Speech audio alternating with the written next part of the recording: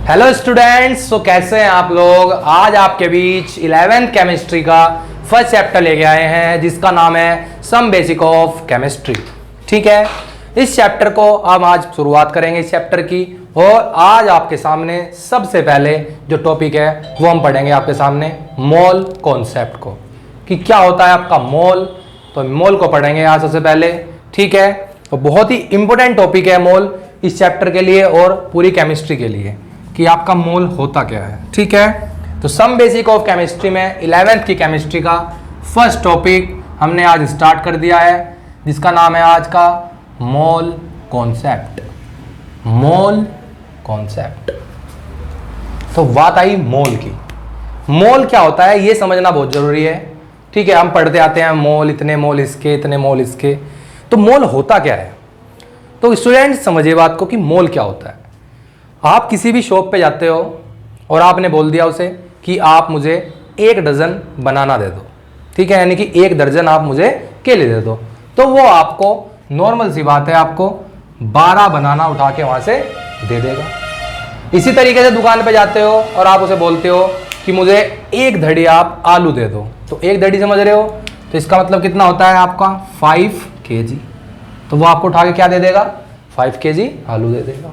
ठीक है, इसी तरीके से आप क्या लेने जाओगे दुकान पे या पेट्रोल पंप पे गए, आपने कहा 1 लीटर तेल डाल दे, तो वो 1 लीटर क्या डाल देगा, उसके अंदर तेल डाल देगा। ठीक है, तो यानी कि हर एक चीज को बताने के लिए हम क्या यूज कर रहे हैं, उसकी एक यूनिट यूज कर रहे हैं। क्या यूज कर रहे हैं, यूनिट। इसी तरीके से केमिस्ट्री में किसी सबस्टांस के अमाउंट को बताने के लिए हम एक टर्म यूज करते हैं जिसका नाम क्या होता है गाइज, मोल। ठीक है, जब भी हम कभी बात करेंगे किसी सबस्टांस के बारे में तो हम कहेंगे कि हमने इतने मोल हाइड्रोजन लिए हैं, इतने मोल नाइट्रोजन लिए हैं। तो मोल का यूज केमिस्ट्री में करते हैं, एक यूनिट बताती है सबस्टांस की। ठीक है, तो ये तो बात हुई किसकी, मोल की। यानी कि मोल जो है, मोल एक नंबर है। मोल एक क्या है आपका, मोल जो है एक क्या है, नंबर है। ठीक है, जस्ट ए नंबर किसी सबस्टांस के अमाउंट को बताने के लिए, और जिसकी वैल्यू आपकी क्या होती है 6.022 इंटू 10⁻23। इसकी वैल्यू क्या होती है आपकी 6.022 इंटू 10⁻23। ठीक है, इसे नंबर को हम अवोगाद्रो नंबर भी बोलते हैं, अवोगाद्रो नंबर भी बोलते हैं। ठीक है, जिसे हम डिनोट करते हैं आपके Na से। ठीक है, Na से क्या करते हैं हम, डिनोट करते हैं। ठीक है, तो ये तो बात हुई कि मोल एक नंबर है। ठीक है, किसी भी सबस्टांस के अमाउंट को बताने के लिए हम यूज करते हैं। और ये जो मोल होता है उसका नंबर किसके इक्वल होता है, 6.022 इंटू 10⁻23। ठीक है, Na से रिप्रेजेंट करेंगे। फॉर एग्जाम्पल, अगर मुझे किसी ने बोला कि आपके पास तो भैया 1 मोल रुपीज है, 1 मोल क्या है आपके पास, रुपीज है, तो मेरे पास कितने रुपीज होंगे, मेरे पास रुपीज होंगे 6.022 इंटू 10⁻23 रुपीज। ठीक है, क्लियर। अगर कोई बोल रहा है कि मेरे पास, ठीक है, 1 मोल सब्सक्राइबर है, 1 मोल क्या है, सब्सक्राइबर है, तो हम क्या कहेंगे कि मेरे पास इतने सब्सक्राइबर हैं। कितने, 6.022 इंटू 10⁻23 सब्सक्राइबर होंगे।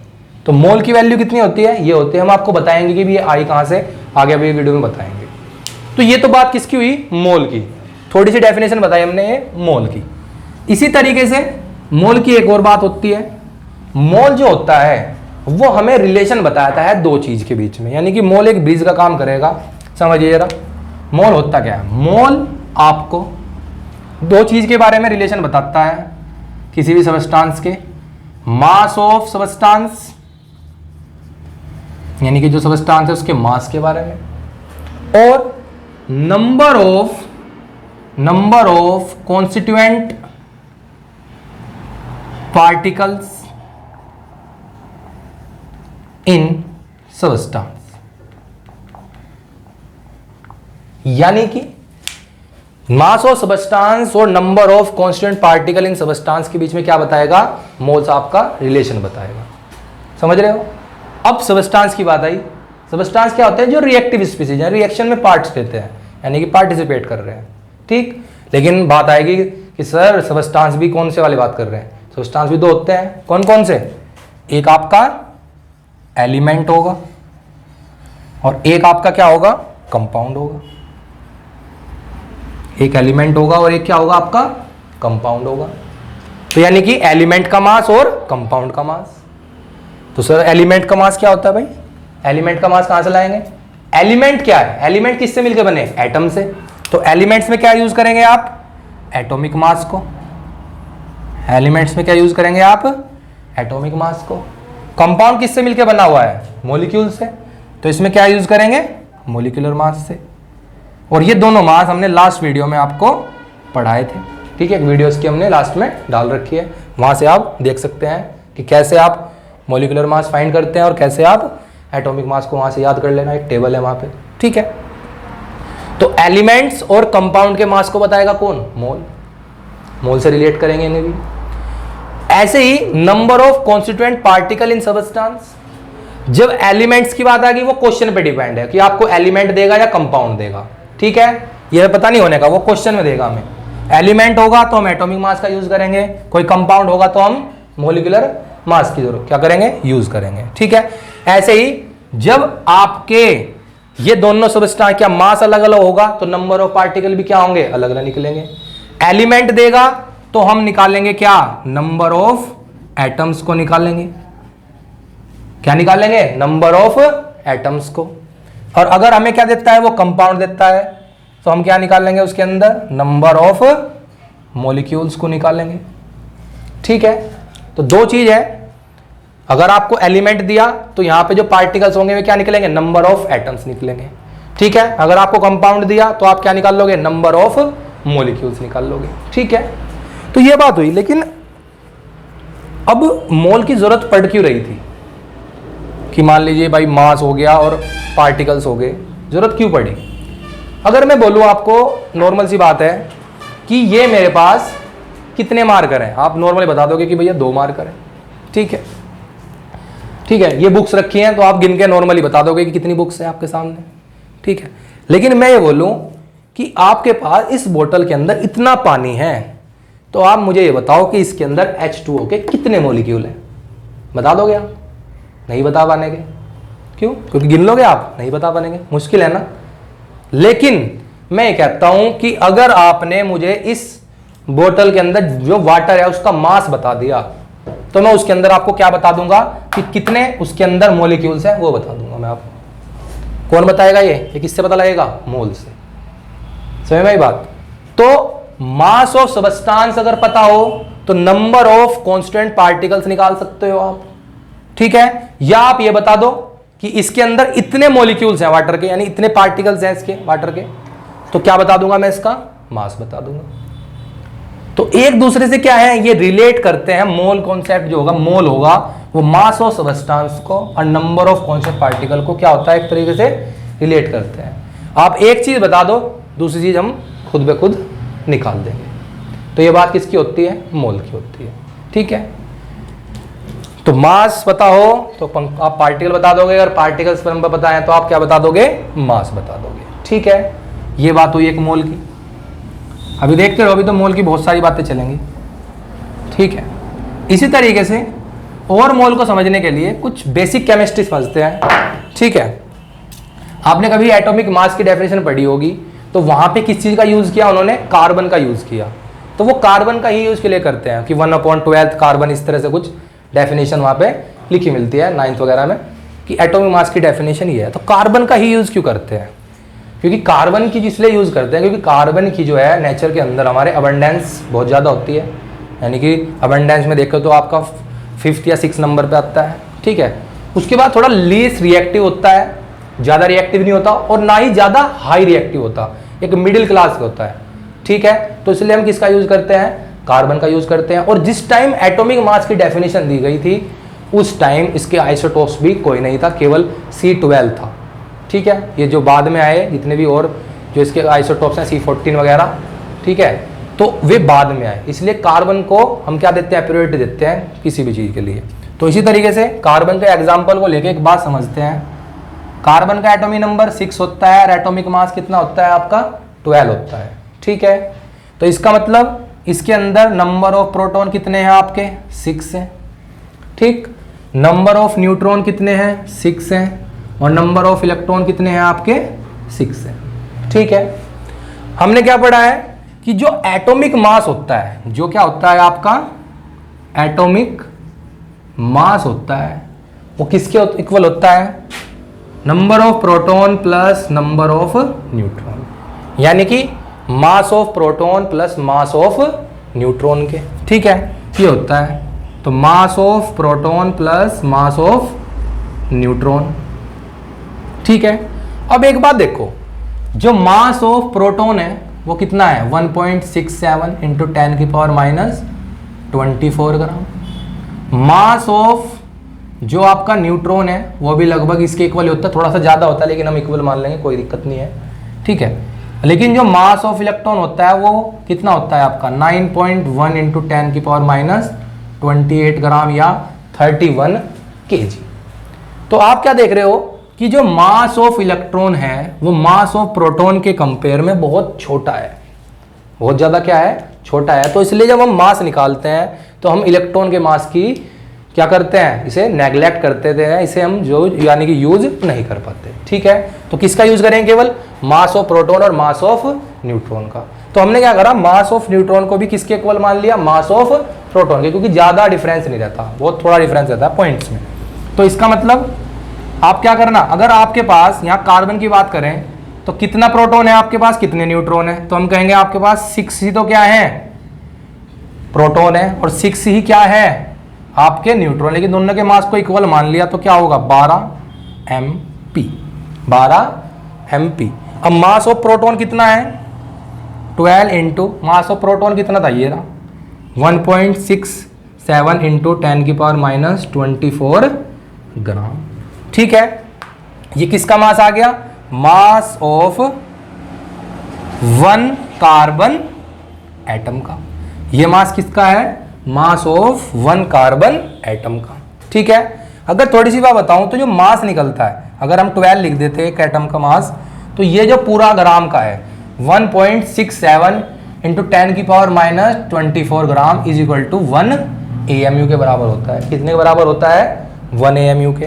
तो यानी कि ये क्या लिख सकते हैं हम इसे 12 AMU, यानी कि mass of 1 carbon atom is equal to कितना 1 AMU। कितने के इक्वल आ गया, सॉरी 1 कह रहा 12 AMU के इक्वल। अब यहां से क्या करेंगे, अगर मैं यहां से किसकी डेफिनेशन बताऊं आपको 1 AMU की डेफिनेशन, तो क्या बन जाएगी देखो, अगर यहां से 1 AMU निकाल लें, ये तो 12 के लिए है, 1 के लिए होगा तो क्या होगा 12 इसके अपॉन में आ जाएगा, तो 1/12 मास ऑफ कार्बन एटम। तो ये डेफिनेशन किसकी होगी 1 AMU की डेफिनेशन होगी, क्या कि 1/12 is into mass of 1 carbon atom. देखिए इसकी डेफिनेशन हो जाएगी आपकी 1 AMU की, ठीक है। तो ये बात समझ में आई आपको, ठीक। तो ये 1 AMU हो गया ठीक। इसी तरीके से ये तो किसकी बात हो रही है, यहाँ पे एटम्स की बात हो रही है, किसकी एटम की 1 एटम की। लेकिन अगर मैं यहाँ पे इस तरीके से करता हूं, देख लिया आप एक बार कि मैं यहां पे आपके बीच लिख देता हूं मास ऑफ 1 मोल कार्बन एटम, यानी कि अब की बार क्या करना है आपको 1 मोल कार्बन एटम का मास बताना। कितने एटम का बताना है भैया 1 मोल कार्बन एटम का। तो 1 मोल कार्बन एटम का मास कैसे बताओगे आप, ये तो एक एटम के लिए मास कितना है ये रहा, तो एक एटम के लिए लिख दिया आपने 1.67 इंटू 10 की पावर माइनस 24 ग्राम इंटू, हमने अभी क्या बताया था कि 1 मोल के अंदर कितने एटम थे आपके 6.022 इंटू 10 की पावर 23 एटम थे। तो जब एक एटम का इतना है और हमें कितने का निकालना है अवोगाद्रो नंबर के इक्वल यानी 1 मोल का, तो उतने से क्या करनी पड़ेगी इसके साथ मल्टीप्लाई, तो 6.022 इंटू 10 की पावर 23। अब अगर आप देखोगे कि 1.67 और 6.022 जब आपस में मल्टीप्लाई करेंगे तो इनकी वैल्यू कितनी आ जाएगी, 10 आ जाएगी। कितनी वैल्यू आएगी, लगभग 10। और यहाँ पे ये 10 की पावर -24 है और ये यहाँ पे माइनस प्लस के कितनी है 23, तो कितनी बच जाएगी 10 की पावर -1। यहाँ पावर कितनी है 1, ये प्लस की 1 ये माइनस की 1, यानी कितना हो गया ओनली 12। कितना आ गया ये ग्राम में, कितना आ गया ग्राम में। तो ये 1 मोल कार्बन एटम का मास था। ये जो 12 AMU था, जो किसका मास था आपका, मास ऑफ 1 कार्बन एटम। किसका मास था आपका, मास ऑफ 1 कार्बन एटम का। ठीक है, तो AMU और ग्राम, इसमें ग्राम में क्या चेंज है, देखो ये 1 मोल का है और ये आपका 1 एटम का है। ठीक है, तो इसे बोलते हैं हम AMU को एटॉमिक मास यूनिट या यूनिफाइड मास। ठीक है, तो ये 1 मोल का मास हुआ, ये आपका 1 कार्बन एटम का मास हुआ। ठीक है गाइस, तो ये आपकी किसकी बात हुई, मोल्स की बात हुई। किसकी बात होगी आपकी, मोल्स की। ठीक है, और इसी मास को जो हमें निकालना है, जब हम किसी भी मास को किसी एटम के मास को किस में डिफाइन करते हैं, किस में एक्सप्रेस करते हैं, मास, इसमें ग्राम में, तो इसे ही क्या बोलते हो आप, ग्राम एटॉमिक मास। क्या बोल देते हो आप, ग्राम एटॉमिक मास, जिसे हम क्या बोलते हैं, GAM, गाम। ठीक, गाम बोल देते हैं, GAM गम। ठीक, तो और मोलर मास भी बोल देते हैं।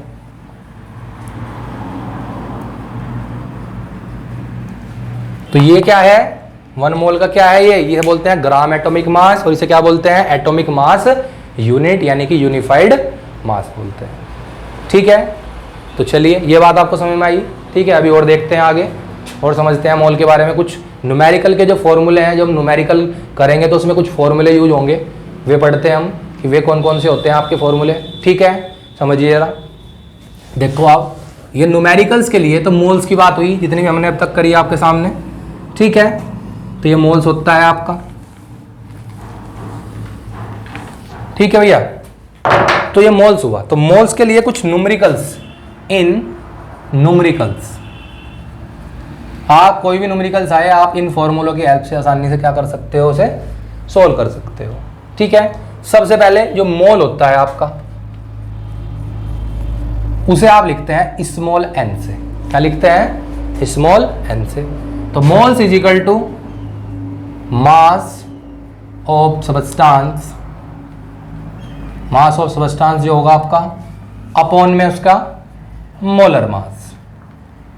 ठीक है, या आपका एटॉमिक मास। मतलब मैंने बताया था आपको, पहले बताया था ना कि यह मोल जो है वो रिलेट करेगा किसे, मास ऑफ सबस्टांस को। ठीक है, सबस्टांस में या तो अगर कंपाउंड हुआ तो मोलर मास यूज करेंगे, आपका एलिमेंट हुआ तो एटॉमिक मास यूज करेंगे। ठीक है, इसी तरीके से एक फॉर्मूला और है, मोल्स इज इक्वल टू यानी n, ठीक, बराबर नंबर ऑफ आपके नंबर ऑफ एटम्स और मॉलिक्यूल्स अपॉन अवोगाद्रो नंबर, यानी कि Na। क्या हो गया, Na। ठीक है, नंबर ऑफ एटम्स और मॉलिक्यूल को आप लिख दोगे यहां से कैपिटल N से, और अवोगाद्रो नंबर को इससे लिख दोगे Na से, यानी कि आपका एक फॉर्मूला तो क्या हो गया, N बराबर कैपिटल N अपॉन में Na। इसी तरीके से मास ऑफ सब्सटेंस में मास को लिख देंगे स्मॉल w से, और मोलर मास को किससे लिख देंगे आप, M से। ठीक है, तो ये फॉर्मूला क्या हो गया, N बराबर आपका W अपॉन M हो गया। इसी तरीके से एक फॉर्मूला और होता है आपका मोल बराबर यानी N बराबर, ठीक है,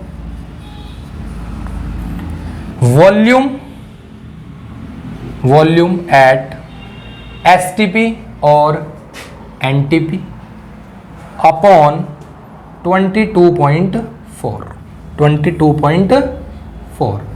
जो वॉल्यूम होगा वो ऑलवेज लीटर में लेना है आपको यहाँ पे। ठीक है, तो ये आपके मोल निकालने के कुछ फॉर्मूले हैं जिनकी हेल्प से आप किसी भी क्वेश्चन के अंदर आपको मोल्स पूछ रहा हो, मास पूछ रहा हो, मोलर मास पूछ रहा हो, नंबर ऑफ एटम पूछ रहा हो, ठीक है, ठीक है, वॉल्यूम दे रखा है, मोल पूछ रहा है, या मोल दे रखा है, वॉल्यूम पूछ रहा है, तो आप आराम से क्या कर सकते हो, फाइंड कर सकते हो। ठीक है, तो ये आपके क्या है, मोल कॉन्सेप्ट के कुछ फॉर्मूले हैं। ठीक है, तो आपको मोल समझ में आ गया होगा। ठीक है, जैसे मैंने बताया आपको। ठीक है गाइस, अगर आपको वीडियो अच्छी लगे तो प्लीज़ चैनल को लाइक करें, शेयर करें, सब्सक्राइब करें वीडियो को। ठीक है।